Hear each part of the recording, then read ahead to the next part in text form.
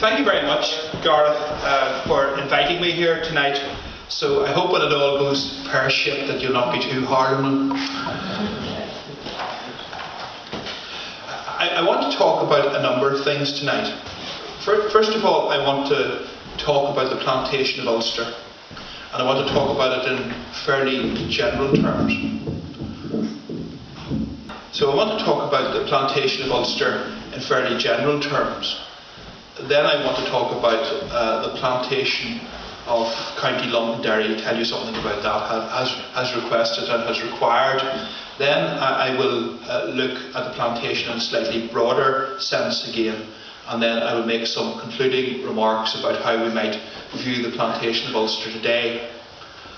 So let's get the show on the road, as they say. There are two very good reasons for thinking about the Plantation of Ulster tonight. First, I see you've been funded by the Community Relations Council, so I'll do a plug for Community Relations.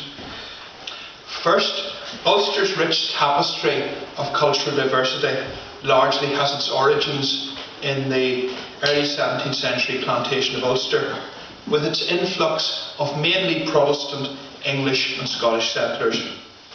Thus, the plantation has proved to have been one of the most politically significant mass migrations to have taken place in Western Europe since medieval times. The other very good reason for thinking about the Plantation of Ulster tonight is that over the next few years we will be commemorating, marking, celebrating, whatever word you choose, the 400th anniversary of the plantation. The plantation, in a sense, it's slightly awkward tonight in that this has been funded in part as well by the Ulster-Scots agency, but obviously in some respects the Plantation of Ulster with respect to County Londonderry is at least initially an English plantation rather than a Scottish one. So I'm torn between how you keep this balance. Anyway, I will talk to some extent about the Scottish aspects of it and also talk about the English dimensions of it. A.T.Q. Stewart, in his marvellous book The Narrow Ground, recalls that at the outset of the Troubles, contrite Scotsmen wrote to Belfast newspapers begging forgiveness for the consequences of James VI and First's disastrous intervention in our affairs. These people were really rather silly. At their closest point, some 12 miles of water separate Ulster from Scotland. And in truth, the word separate is totally inappropriate, because this stretch of water, far from separating Ulster and Scotland, or the two coasts, actually was a means of communication which facilitated movement backwards and forwards between Ulster and Scotland. From the earliest times to the present, from the Mesolithic settler and missionary saint to the migrant seasonal labourer and early 21st century medical student, the narrow waters of the North Channel have witnessed and carried a constant stream of traffic of people and ideas between the two coasts.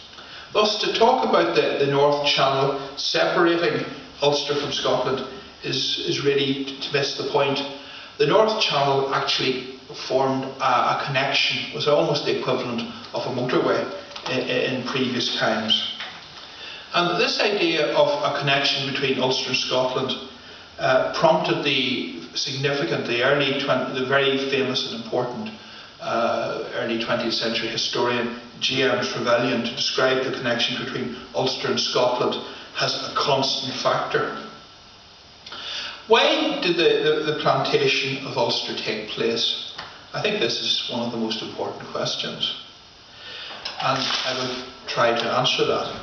James I of England and James VI of Scots took a very close interest in the plantation, and this is evidenced by the great many commissions and surveys which were established prior to the establishment of the plantation and subsequently to monitor its progress. James was also immensely pleased with the plantation project which he regarded as one of his policy masterpieces.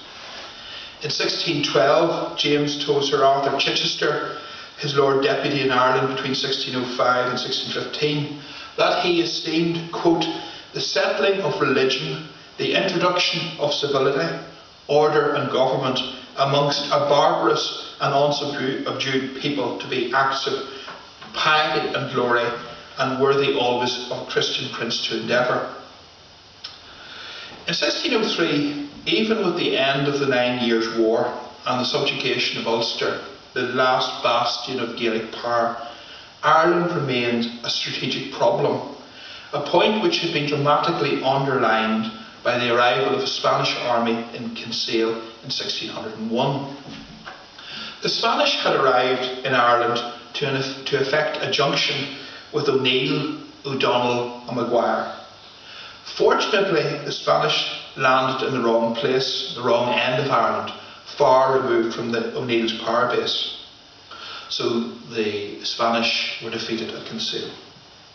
As the Venetian ambassador to London shrewdly observed, and this is what he said, Ireland is such that it would be better for the king if it did not exist, and the sea alone ruled here. James's advisers contended that if Ulster was planted with good English and Scottish corn, or colonies of civil people of England and Scotland, the country would be ever after happily settled. It seemed a most attractive solution to an otherwise intractable problem, particularly to encourage Scots to settle in Ulster, represented a tremendous vote-fast on the part of the government in London. Normally, policy in London had been directed at keeping the Scots out of Ulster. Success in achieving that policy objective was on a par with King Canute's efforts at holding the incoming tide at bay. In other words, it just couldn't be done. In terms of the Plantation of Ulster, there were really two plantations: an official and almost exclusively Scots plantation in counties Antrim and Down, and to some extent in Monaghan, and an official plantation in the remaining 6 Ulster counties. Hugh Montgomery, the Laird of Bradestane in Ayrshire, and James Hamilton, an adventurer and a Don at Trinity College Dublin, spearheaded the unofficial plantation in North Down and the Ards Peninsula.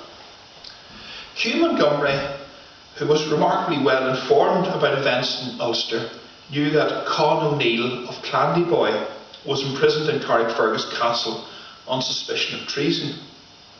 Montgomery undertook to secure a pardon for Con from James I and James VI in return for a share of his lands.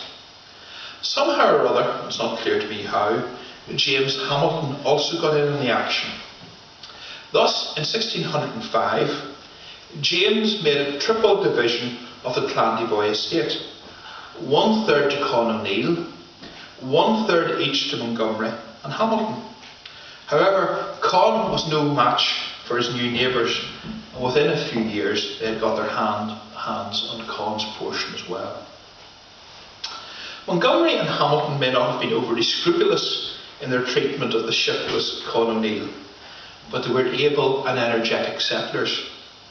The prosperity of North Down, as well as its strong Scottish character, had its origins in their labours. The official plantation in counties Armagh, Cavan, Coleraine, Donegal, Fermanagh and Tyrone was facilitated by the so-called Flight of the Earls.